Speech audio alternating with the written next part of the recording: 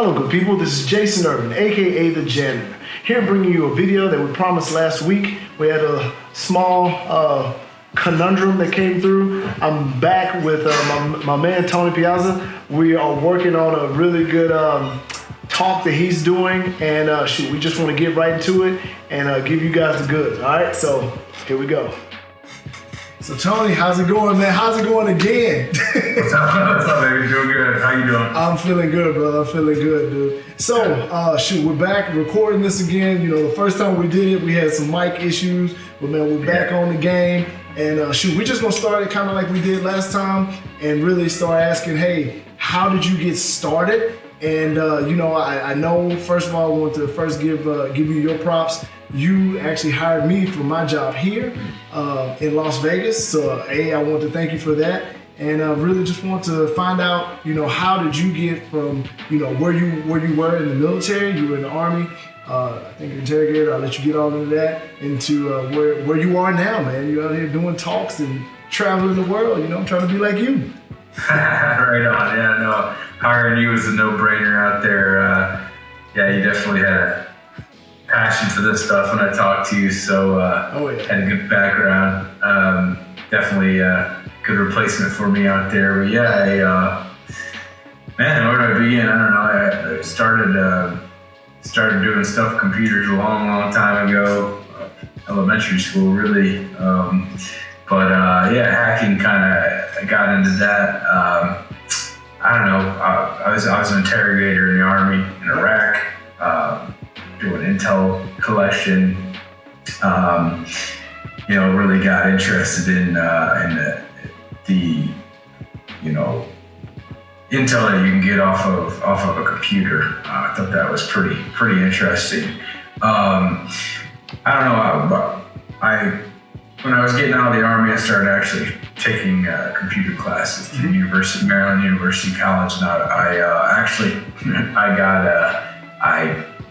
the program I was in through them was just a certification in video game programming. I didn't want to do video games, but what I liked about it was that certification offered the most developer courses. So it was like a full stack. Like you had the full stack going with that.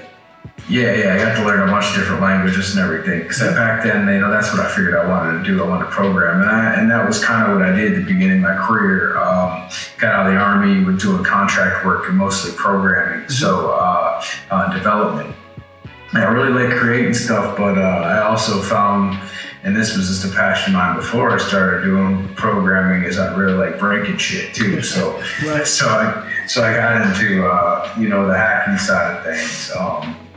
I did a bunch of different contracts, and I ended up getting asked to go lead a contract team doing offensive security. Was that here for Boost for sure?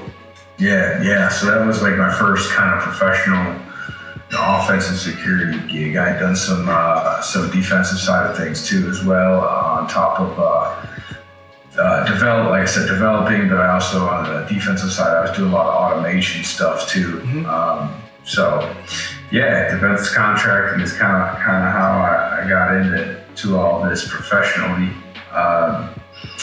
And then I broke out of the government side of things and ended up in the private sector. Yep, that's what I was about to say. I was about to say, because right after you left us, man, you went right into commercial, wasn't it? Yeah. I went over to healthcare. I was working out at the Cleveland Clinic in Cleveland, Ohio, and was on their red team out there, and then ended up getting picked up by Box. I'm out here in Austin, Texas now, working on the red team at Box. Oh, dude, yeah. What does Box do, man? So, it's not like Bit Defender Box. What does Box actually do?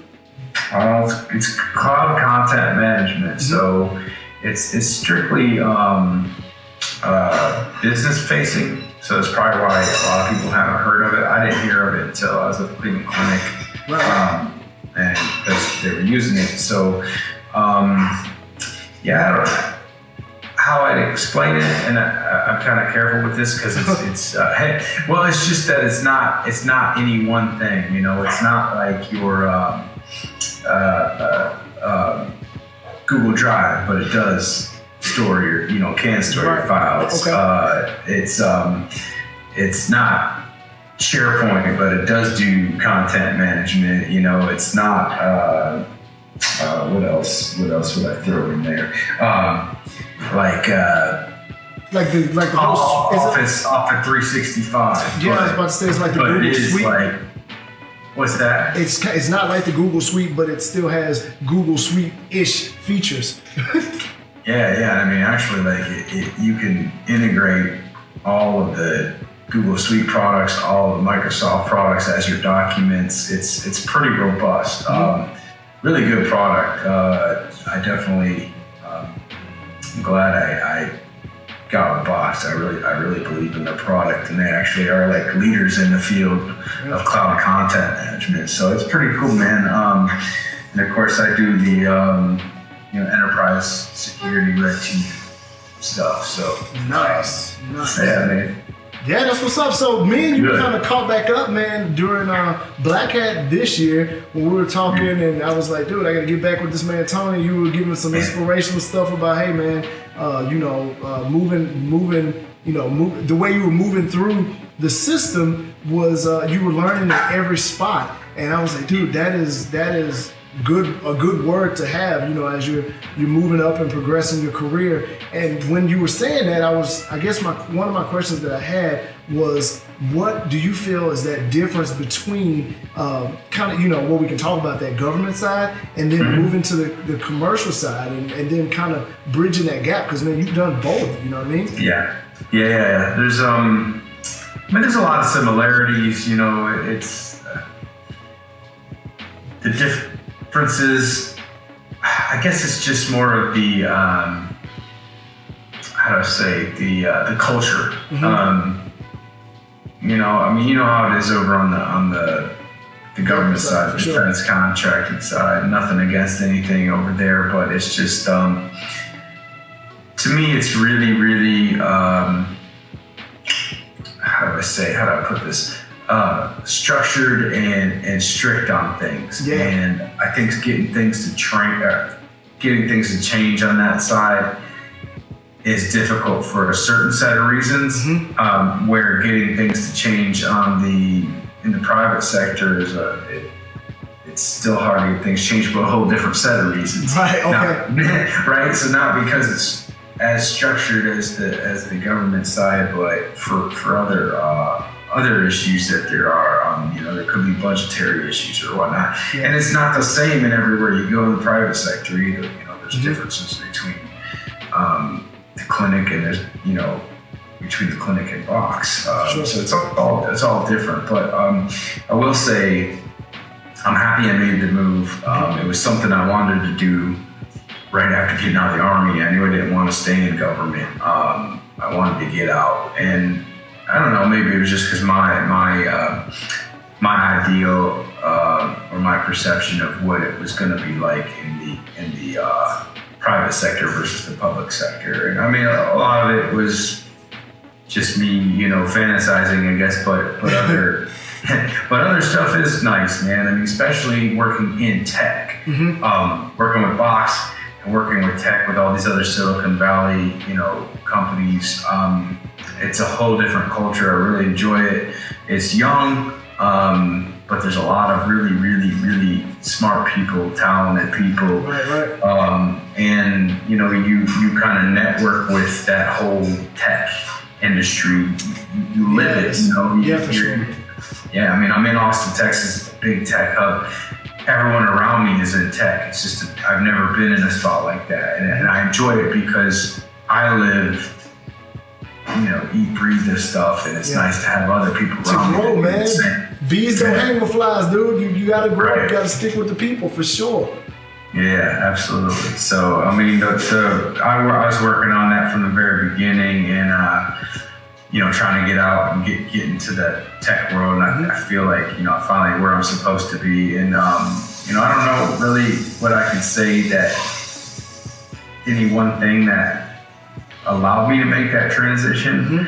I really thought it was going to be the bachelor's degree in computer science. I already had a bachelor's degree in psychology before I went to the Army and all that. But I got my bachelor's in computer science, but it was literally like after I'd already been hired by Box, moved out here like that week. I got my bachelor's degree in computer science. So I don't know if that was really it. Maybe because I was almost done. It was on my resume, but I really thought that degree was what was, or the lack of that degree for a long time was what was stopping me from breaking in or breaking out of the government sector. But I don't know, man. I kept pushing and I got it. I was about to say, I think it was just the drive, man. You got that drive. So as we're going through here, I know you got to get out of here a little bit early too. But you've been working on this beautiful talk, man. This fantastic talk. That's what we were talking about at DEF CON. You were working on that. And I don't want to spoil none of the thunder. Let us know a little bit about this talk, man. What is it? How do we do it? You know, what do we need to know about it? The good, the bad, the ugly. Let's get it. Yeah, you got it. Sorry, let me just change I want to make sure I got my notes down here. Right on, man, right on. One thing I forgot to do before we set up was make sure my notes were showing. And hey, we're doing it live, dude. Just in case you haven't wondered, this is 100% live. Yeah. So we gotta pray to the demo guys before we even go forward. Yeah, I know, right? Please work. Yeah, exactly. Yeah. There's my notes. Sorry. Okay, so I'm I'm gonna start off by saying like I wasn't the one who found this. I'm a red teamer and I'm utilizing this tactic and finding that it's very effective. But I call it Calishing. I actually did come up with the name. And I'll show you over here on this other screen. Let me share this. Oh, good. Yeah, let's throw it up. That's another thing I actually forgot to do with screen share over here. Let's get the matrix here real quick. Yeah, that video within video. Yeah. We'll switch to this one real fast. Nice. Yeah, so I came up with Calishing and the word Calishing and posted up the Urban Dictionary. So if you do a search for Calishing, it actually is the first thing that comes up in Google. So it's official, ladies and gentlemen. It's official, Tony on Urban Dictionary. It is official. Calishing. Yeah. So it states that calishing is the fraudulent practice of injecting events into web-based calendars purporting to be from reputable sources in order to induce victims to infect their computers with malware. So look at that, man. That's that military writing right there. That sounds like an EPR bullet right there. Oh, in the sentence, wait. This Google Calendar event is likely to be a Calishing scam. I'm going to Kalish these fools and get a shell on their Mac. Yeah. That's the one. Yeah, using a sentence, you gotta put that in there. Very important, man. Very important. You gotta know how to use it. Verb. What is it coming up as? Verb or noun? Kalish is like a verb, right? It's an action. It should be a noun, right? No, it's a verb. It's an action to do it. Yeah, you're right. I'm a dummy. It's all good. Add that in. I don't know my English. My mom was good. My mom was good on English with me, man. She was hardcore. So, yeah, I was called a thought leader by Ryan Cobb from Spectrum for making up the words. That was pretty. I believe it, and I agree. So, what is Calishing, man, and what is this talk we got, baby? Yeah, man. Just as it says there, it's basically Google calls it a feature, but you can actually inject events into Google Calendars as accepted, so the victim does not have to accept the invite. It will just be in their calendar, it'll send them reminders that they got an event, everything. And this was found by Black Hill security researchers, Bo Bullock and Michael Felch, and they actually disclosed it to Google two times. The first time they disclosed it was they actually found that you could do this in two different ways. You could do it using a Gmail. You go to the Gmail account and actually send an invite as accepted to someone's Google Calendar, and then also the second way was the API injection. So they disclosed this to Google. Google came up with a fix for the Gmail injection, but they never fixed the API injection. So that's the Black Hills researchers actually told them in it was like Halloween a year ago. Dude. Like, hey, we can still a year ago we can still do this injection via API, and that's when Google apparently said it's a feature. So yeah, it's been around for a year now, not fixed. So with that though, let me tell you. So my first year here with your job was last year, right? Or in this position here. That was last year, and that was also the first year that I went to DEF CON and Black Hat. And at Black Hat, I actually met one of my heroes, John Strand. He's the owner of Black Hills Security. He also does a lot of SANS training, right? So I have like this private bromance with John Strand from GCIH, and it was just on demand, right?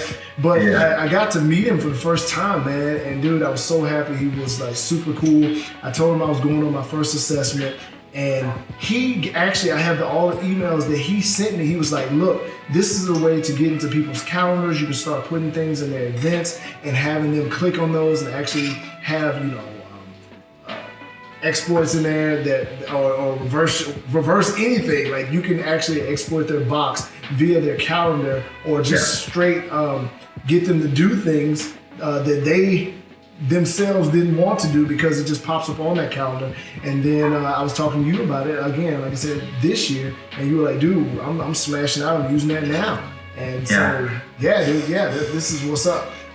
Yeah, I mean, so again, I don't. All the credit goes to the Black Hills researchers guy. Michael and Bo, they came up, they found this, and I'm just basing my talk that I'm giving is how to utilize this from a red team approach to hopefully help your blue team be able to defend against this. And that's what I'm working on actually with our defenders. How can we stop this? But it's super easy to do, and it's really effective. I want to say I'll come over here to the screen share you got.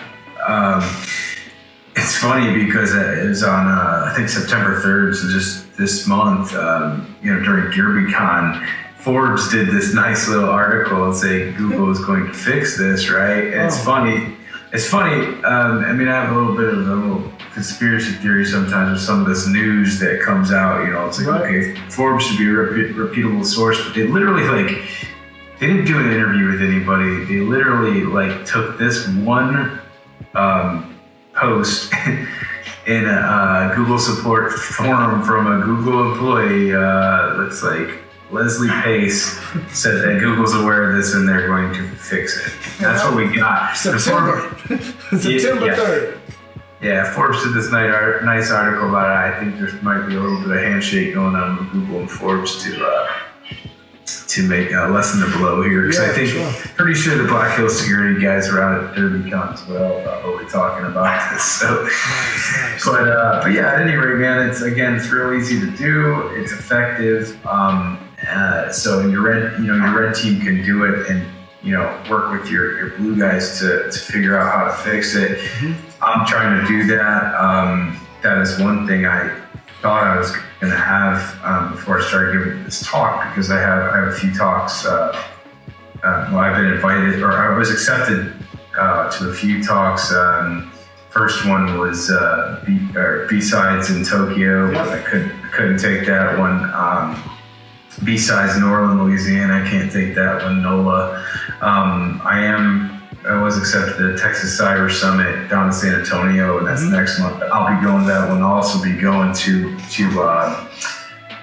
Toorcon San Diego, which would be really cool.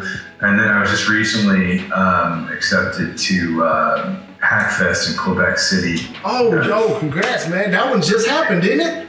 Yeah. So I'm trying to figure that one out and talking to them to see if we can get the transportation taken care of. My understanding was that it was taken care of by them. So anyway, that's awesome. Just working that stuff out. So yeah, I got, but I was hoping to get the defense for this really hashed out, and I did some things, research-wise, trying to figure it out. Thought I had something at first, but I didn't. I was basically watching the requests come in from.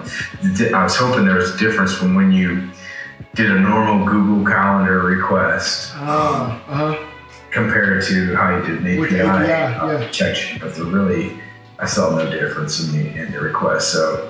That's the thing about research, man. You think you got something, you got a theory or hypothesis, not necessarily, Getting closer, though, baby. Getting closer. Like I said, pushing through. Yeah. So yeah, man. I mean, I can show you. Let's get into it. Yeah, I made this tool in Python, and it's basically the same as the inject API. I think it's G event inject API inject, which is a module in the Bo and Michael's Mail Sniper PowerShell. Okay, because that's what they had originally, right? So they were doing that on the PowerShell, and then you are taking it because I guess you're working a lot with Macs, right? Yeah, working in a Mac environment. So I just figured, hey, it was a good way for me to actually learn how to actually use the Google Calendar API. So I got in there. I was reading documentation to Google and Google Calendar, Google's API, Google Calendar's API, and then taking a look at Bo and Michael's code on their PowerShell, and I just brought it over to Python, recoded it, and I wanted to add some features, but I was trying to the Google API documentation says that you can actually, tell it to override the default alert settings. So, what I wanted to do was be able to set it for 2 minutes before an event, so the victim would get alerted, oh man, you got an event in 2 minutes or whatever. But I tried, and for some reason that was not working. So I don't know if Google's documentation's out of date, but I also have a branch on my GitHub where I have this tool published specifically for that, and you can see the stuff that I tried and it didn't work. I know I coded it right. So, but if anybody else wants to get on there and give it a try, man. Yeah, I put all the links to your GitHub right below, and then we can just get some forks on that bad boy, man. Yeah. So the way I'm not going to go into all the details of how we utilize this in a red team environment, because I'll save that for the talk. But what I will say is that we created a Apple application that basically it's a fake Zoom update app. So Zoom is kind of like Google Hangouts, but it's used in a lot of enterprises and businesses. So the victim would get this embedded Zoom link, hey, you got a sales call or something. Say you're going after your sales force. Hey, you got a sales call with this guy at this company, and here's the Zoom link to that meeting. So oh man, I'm gonna miss this meeting. I didn't remember about it. They're gonna click on the Zoom link, and then they're gonna think that then they're gonna see a little, it's gonna download the malicious payload, which is an Apple app, but it's going to look like a Zoom update app. So they're like, oh man, okay, I gotta update Zoom, which is pretty common when you click on one of those links. But then what's happening is it's actually running Cody Thomas, it's a feature from Spectre Ops, created this C2 framework called AppFell, which is pretty much specifically targeted for Apple and Linux. What's it called, man? So I can write this out. AppFell, APFEL. So like Apple, but AppFell. Okay. And it's and he's constantly updating it. He's been doing the talk tour too. I saw him up at Black Hat and at DEF CON, and then Also, he was out of Debunking. My partner, Cedric Owens, who I worked with at Box, he's talked at DEF CON and DerbyCon as well. And we're getting, really digging into the Apple scene because that's the environment we work in. So anyway, this fake Zoom app ends up running a payload, which is a JXA payload, which is one of the Apple payloads that's built into AppFell. So JavaScript. So it's really a cool payload. So it runs in the background, starts the process, and now we got a call back to our C2. Nice. So that just an overview. I'm not going to get too in depth into how we use this red team, but my talk will get pretty in depth into that. But what I will do is show you the tool, how it works. And yes, for all my friends that know that I'm an Apple fanboy, he did say he has exploited Macs. He has one too. Yeah. So, you got it over here on this screen. I got it, yeah, for sure. I'm looking at the screen now. So, cool. You want to share? Yeah, there we go. Let's blow it up a little bit. Yep. Yeah, so basically after you get, I'm not going to go through all the steps either. That's all laid out in in the talk from Black Hills. Yeah, they got a paper on there. You can probably put a link to it in here too. But basically, what happens? You create your Gmail account. You ended up going and creating a application. So, and then what you end up with is credentials for that application. So here's one that I already made. It's this web client one. Yep. And I'll blank all that out. Yeah. You nefarious people. Yeah. So what you end up with is one of the important things here is authorized redirected URIs. It needs to go back to developers.google.com/OAuth Playground. Okay.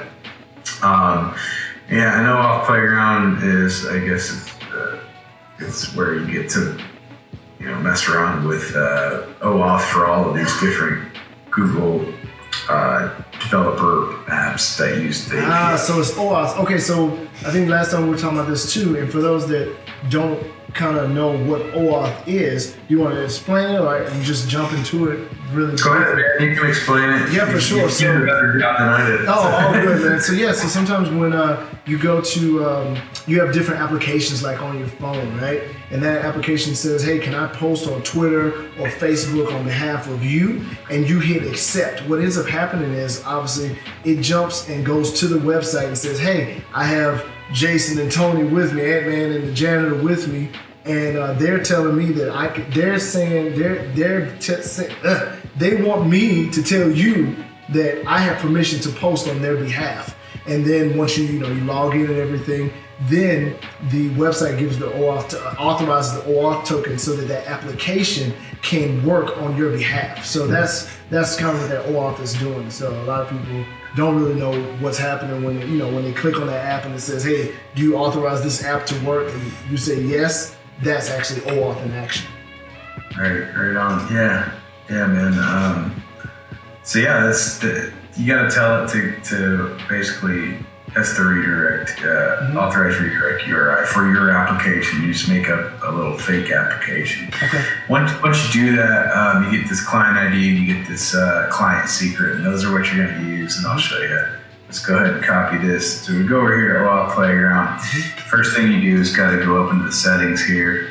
I think the important things here are to make sure it's all default, but I don't know if Google ends up changing them at some point. Offline needs to be here for the access type, and OAuth flow should be server side. You're gonna go here and you're gonna use your own OAuth credentials, and this is where you're gonna paste in that. OAuth, just had, for sure. And then grab the secret, do the same thing. Boom, close that. You come over here to your select your scope. So our scope is the Google Calendar API version 3, which is the only one available. And you select these two, googleapis.com/auth/calendar, and then the same thing, but read only. Don't ask me why. I don't exactly know what the read-only thing is, but okay, it's that. then you click the. Would that be like so they can't modify it, like they can only see it? Is that for the distant end? You know what I mean? Like, so if it's calendar and you're making it read only, they can't modify that link that you're sending? Because when you send me one, obviously I can't modify it all, even on my calendar. I tried.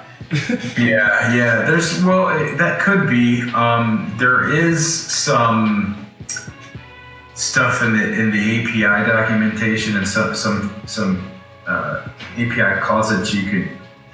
I'll show you when I go through the help of my. But you can actually, allow users to add people or disallow them, things like that. So I don't know if it makes it completely read-only. That might be, maybe some of the features I'm thinking of wouldn't be considered writing or editing the calendar, just maybe adding certain things. But yeah, I'm not sure, honestly. But make sure you got those two checked. Yeah, you need those two checked. You click this Authorize APIs button, and you're going to be brought here to choose the account. I have a fictitious account for John Lear. Go through all this, and I allow it. So basically saying John has access to the API. Now we're going to hit this exchange authorization code for tokens. And this access token is, it's going to do that every time. This is what you're going to need. This is your token, so you can actually make API calls. So now we have this. I just copied it. I'm going to go ahead. Hey, Tony, what's that countdown? So it's saying, is it only valid for that amount of time? Yeah, and then you can refresh it and it'll give you back the time. And I think that's an OAuth playground thing. I'm kind of new to this API stuff and these API keys and tokens. That is the first time I've seen that, and I don't know if maybe you redirect your URI somewhere else and you just get like some permanent token. I'm not really sure, but this is the first time I've ever seen like token expiration where you'd have to go in and refresh it by hand. Okay. There is an auto refresh token before it expires, so you could probably click that. But for these purposes, I actually need to hard code this token into my G-Calisher Python script. Okay. Every time I make a call, so that probably wouldn't do any good because I still have to come back and copy it anyway. So anyway, let me bring that up. And is that going to be big enough for you there? Is there any way? I think last time you ended up sharing I can just share this. Let me. Yep. So as we're going, the tool is called G. Look at me, hey. It's called G-Calisher, yeah. G-Calisher, yeah. So let me do that. Now it should be good. I like it. All right, cool. So yeah, man, let me just show you this help page here. These are all your arguments, and here's all your mandatory stuff. So you have to have these to make this call. Attack E is your attacker's email, so John Lear's email in this case. X targets, I can have them as many as I want in there. A comma separated list, no spaces. If you put a space, you're going to get a bad request. That's another thing. I haven't really built in any checks on your parameters. So sometimes you might get like 403 is the bad request, whatever one's a bad request, and just because you made a mistake in one of your parameters, you really got to go through and really, until I get exception handlers, man, them exception handlers. Yeah, I gotta get them in there, but I just want to get the tool up and working. But anyway, you got your access token, which is what I just copied. Your start time date and your finish time date. You got to do it in this specific format here. And that's for the calendar, yeah. Yep. Okay. Yep.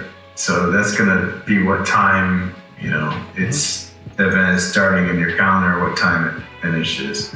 So these optional arguments, this is kind of title is optional, but I definitely would have a title in your event because that's what Makes it look legit.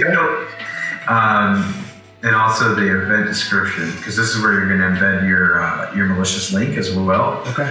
So that's important. But yeah, these other ones, you can put a location.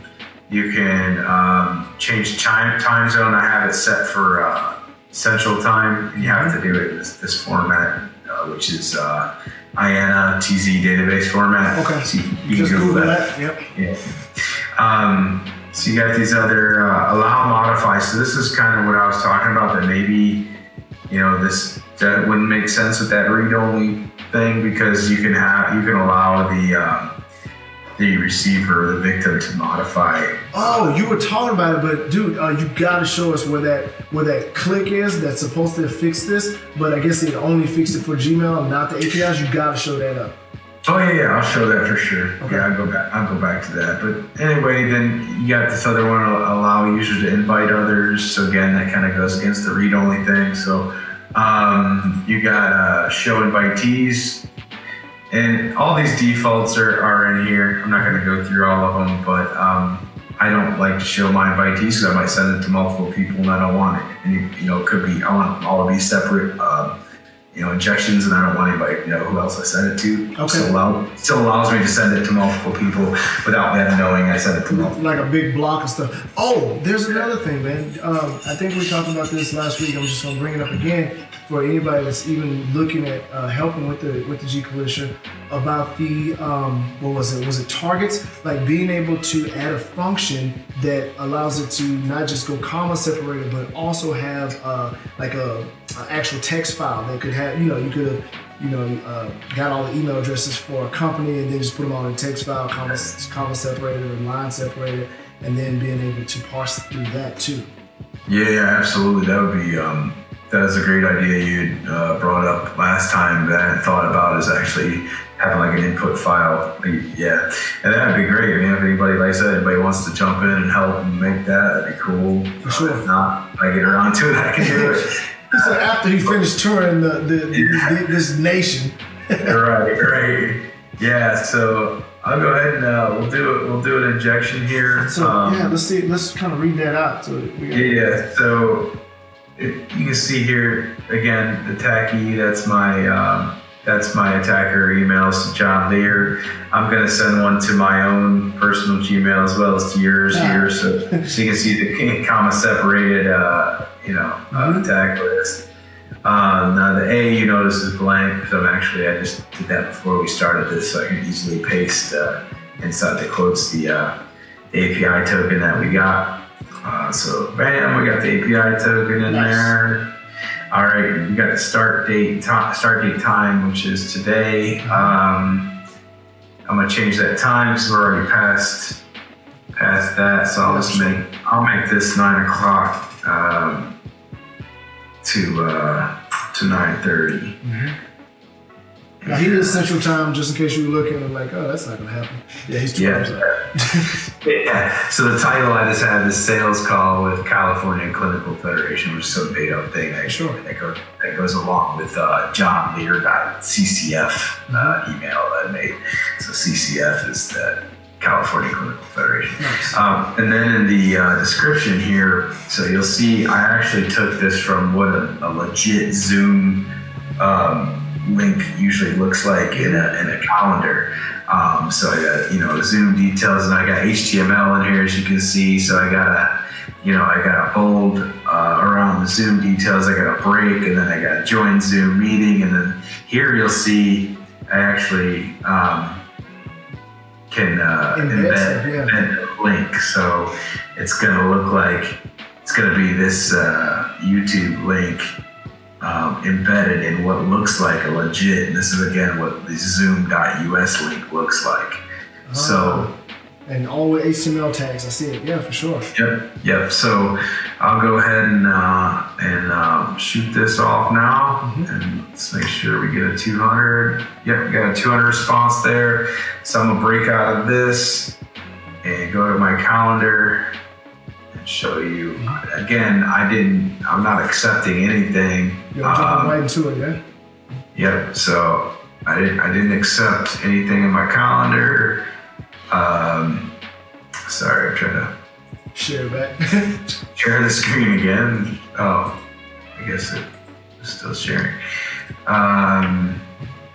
Let's go to application window and go to this. Share. And all right, we'll go to my calendar. And now you can see right here today, oops, didn't accept it. It's on my calendar. It's just there, right? For sure. So I click on it, and here's the Zoom link. Looks legit. Now if I roll over it down the bottom of my screen, you can see that it's a YouTube link. So tip for anybody who gets a weird invite in the calendar, make sure it's going to the right spot. But really, man, most people don't do that. Like, you know what I mean? Like normal, even companies, departments, when they see that, it's like, oh, holy crap, I got a meeting and it says Zoom US. Hey, that's official. It's HTTPS, right? So it must be secure. Yeah, for real. And you know, it's the one thing you got to remember with social engineering. Like, I'm trying to get this off to people and have this thing pop up 5 minutes before their meeting. And they, you know, when you do stuff and you rush people like that, you know, even if they are security focused, a lot of time that stuff just kind of, you know, goes out the window. Yeah. Oh crap! What is this? You know, and then you know they're flipping out, they're trying to rush and get whatever they're doing done so they can do this meeting. You know, so that's the whole point of you know, social engineering is getting people to do stuff like this without thinking about it. So if you click the link, you know, bam, takes me over here to YouTube. Of course, good old YouTube with the advertising. Oh yeah, look at the ads, nah. That's getting out here. But hey, they just got Rickroll. How about that? Right. So yeah, my favorite. I know it's your favorite, bro, because you sent it to me. You tried to get me. I was sandboxing. I was aware of Calishing. I had checked the Urban Dictionary. Right. Yeah. So Victor just got rickrolled. Didn't accept it, and I'll go ahead and show you.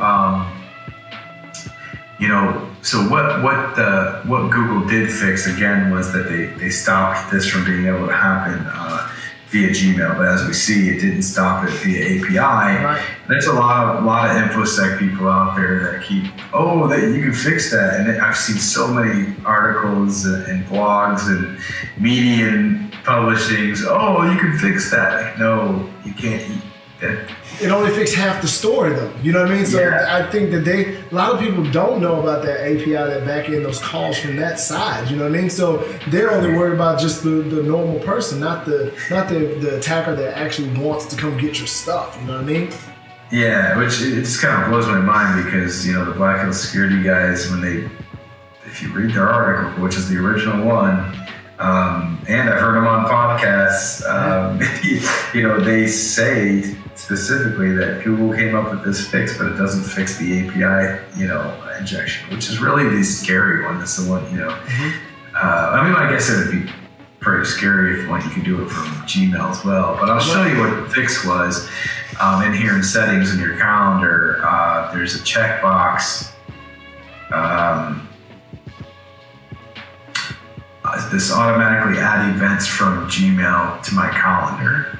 So just make sure it's unchecked. But again, this isn't nothing to sleep on neither. So you still need to make sure that is off to protect yourself from the Gmail attacks, even if you're not getting attacks, right? So if you got 50%, this is still a good thing to make sure that it is unchecked. So go to your Google settings and make sure that it's right there under general for events from Gmail to uncheck it, right? Like it is still legit for one half of the story, right?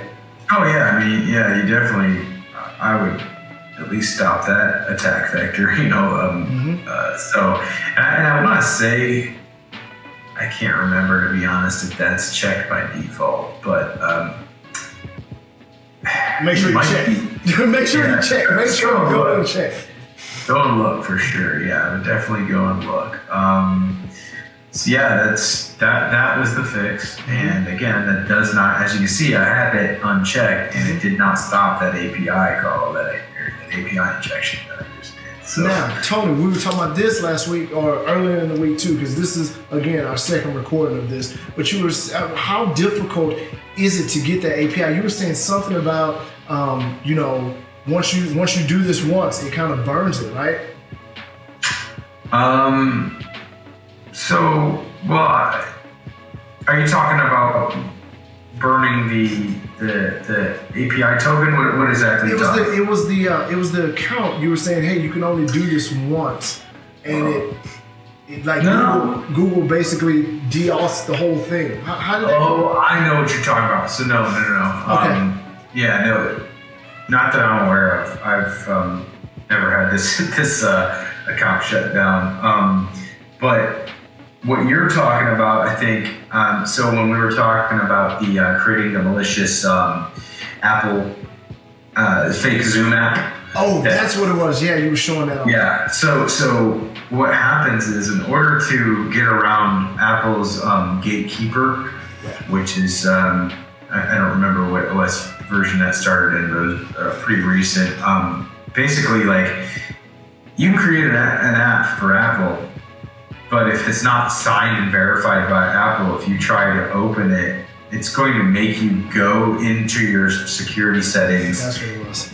And physically, like, go in and authorize it. You know, so it's that should be a dead giveaway. Like, if somebody's going to update their Zoom and is telling you have to authorize this app because you've never used it before, hopefully that's a dead giveaway. So what we actually did was actually paid the $100 for the Apple 1-year Apple developer subscription, and then you can have Apple verify your application. So we were pretty surprised because it has to be verified and notarized by Apple, and we were really surprised that when we had it notarized, it really took like 2 minutes. And Apple verified and notarized. We're like, man, this thing. And our original app actually like stole credentials. Like, it was pretty obvious that it was a malicious. Yeah. So the authors were like, wow, this is crazy. Like, they authorized this. Well, come to find out, like, we're about a week in using this, and all of a sudden the app stops. It's like, again, gatekeepers on it. Like, oh, what happened? So basically, Apple, like, I guess allows everything. And then goes for back about a week and then they oh, that's bad, and they revoke all your certificates, and now your app's burned. So so $100 burner developer accounts. If you're going to do this, don't ever put it on your own developer account if you plan on keeping it, because now that developer account doesn't even work, and Apple doesn't even send you an email saying, hey man, we found this app, and it's malicious. This is what you guys doing. No, they don't even warn you. They just cut you off. So just as a warning. But the good news is if you have $100 to burn on every operation, you have about a week. Put that in the budget, right? Yeah. That's what we're doing. Wow. Do you still have that the comparison to what that Zoom app looked like, what you guys created, and then like what the actual one looks like? Because I was amazed at how you guys were able to create that. Yeah. If you give me a minute, because I'm gonna have to bring that up, and I should have had that one up, and I didn't. No problem. I'm going off of what we had earlier and just kind of remembering that, like, really, I mean, the whole talk was amazing, but the stuff that I was like, oh, holy crap, that looks good, or this or that, you know what I mean? Yeah, let me open that up real quick, and I'll show you. Should have had that already. All good. We're doing it live, baby. We're doing it live. Yeah. With like 3 microphones recording, man. There's no question. I was so sick, man. I was like, why is this happening to me? That's so brutal. Like, and I felt bad for you. Like, I know, like, it sucked for me too. It's like, man, that was good. It was, right? We're smashing through now, but bro, it's nothing like the first take, man. It was smashed through. First take was on point, and man, I've been there. Like, I was explaining to you. It's funny because we talked about that beforehand. Like, I was like, yeah, man, I had this great social engineering call that I made, and I was video recording it, and I should have won an Academy Award for that. And then I go back and I had an external mic on my camera, and it was off. Oh, bro. I know the feeling you had. I was sick to my stomach. Dude, nobody will ever see how beautiful that social engineering call was. Right. I was you said I should have won an Oscar for it. yeah, for real. Like it was so good. I had a Brooklyn accent. I'm talking like I'm from, New York, and I'm into it. And oh man, I had this girl sold. I was making jokes, making her laugh. It was on point. Did you get either side? Because my problem was I only had my side. I didn't even have your side. So did you get any, or did you lose everything? Nah, man, I lost all of it. I had it on the speakerphone, and I was recorded all with the sound on my external mic, and it has a power switch. If you don't turn that on, you got no sound. No. Yeah, I feel you. I'm right there with you, man. But this one, man, I turned on every mic I have in this room. I have 4 mics on right now. No joke. I was like, look, there will be no misunderstandings on this one.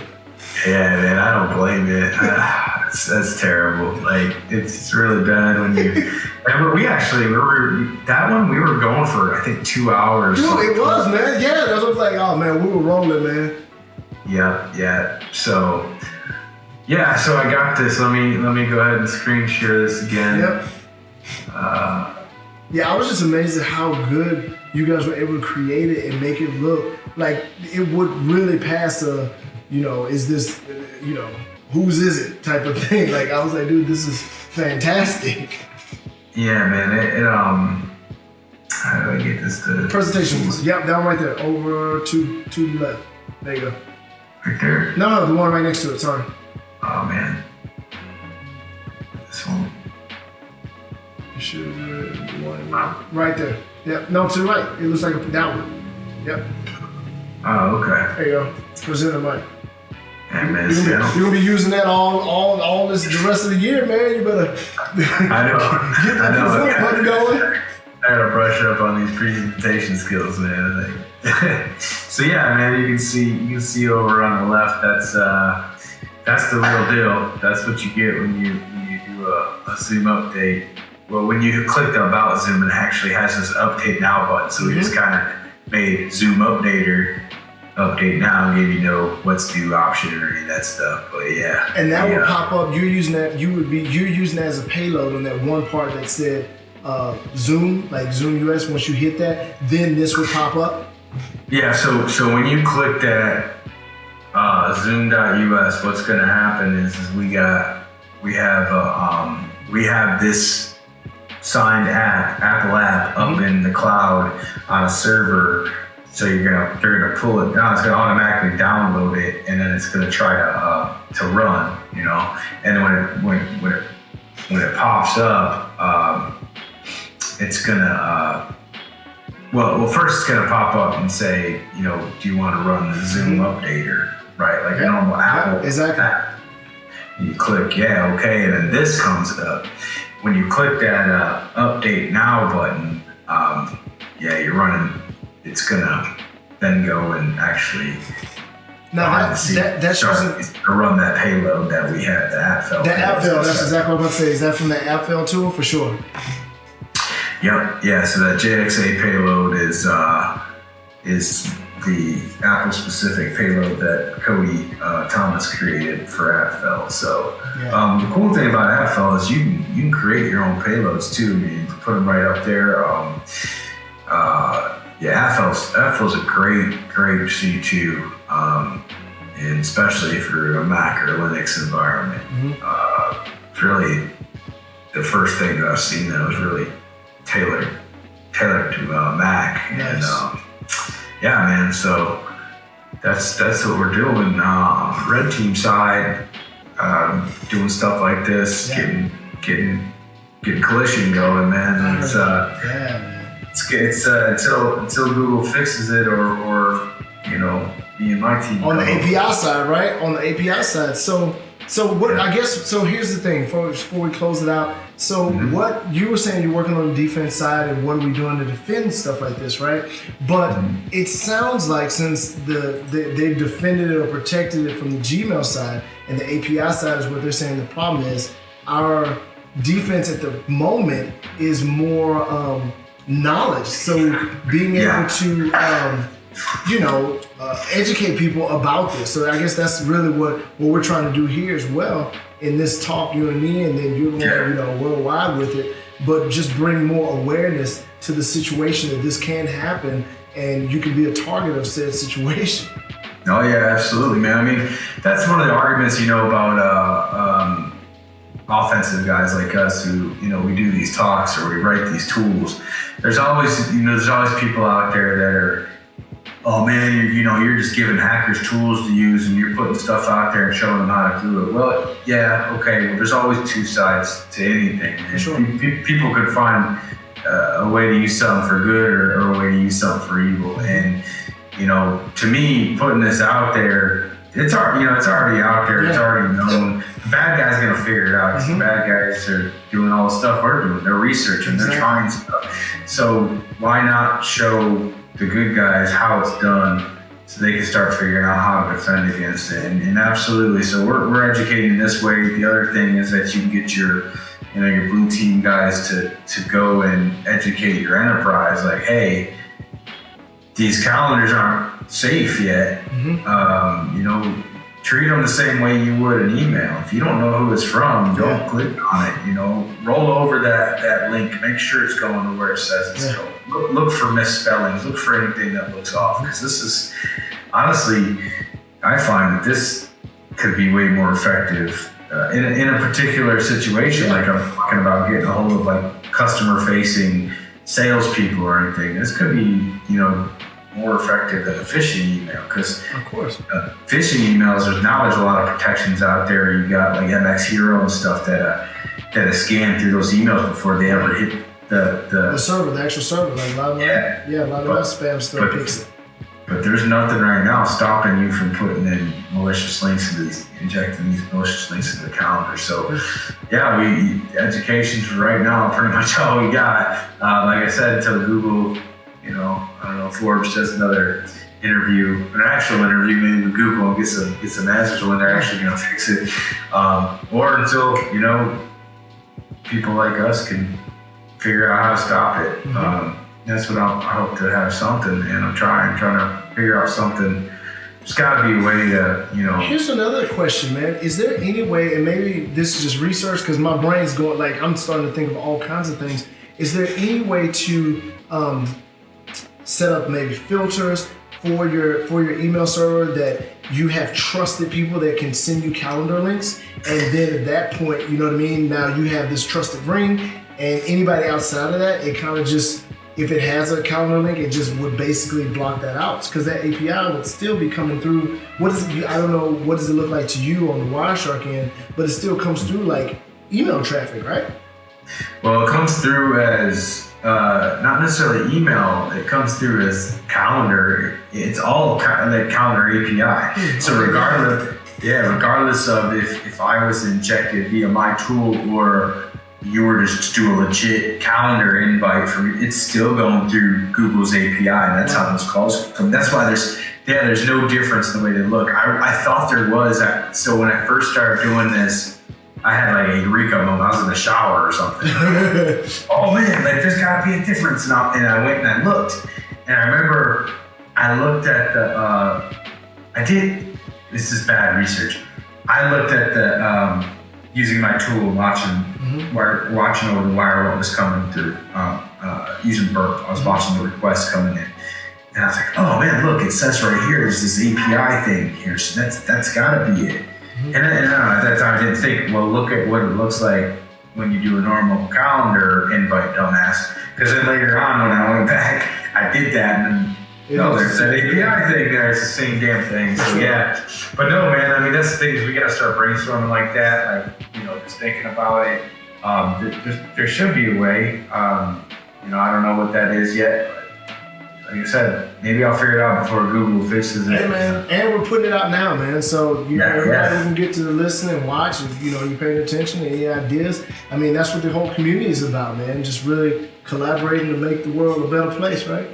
Yeah, for sure, man. Absolutely. That's what I love about open source, man. You got a lot of heads come together and work on stuff, and yeah, man, it's a beautiful time to be in InfoSec, and it's great. Yes, sir. Okay, so let's close it out. Last things. When is the next time people can see you? Where you're going to be? You know, last shout outs. You know, what else you got down the pipeline, man? Those closing remarks.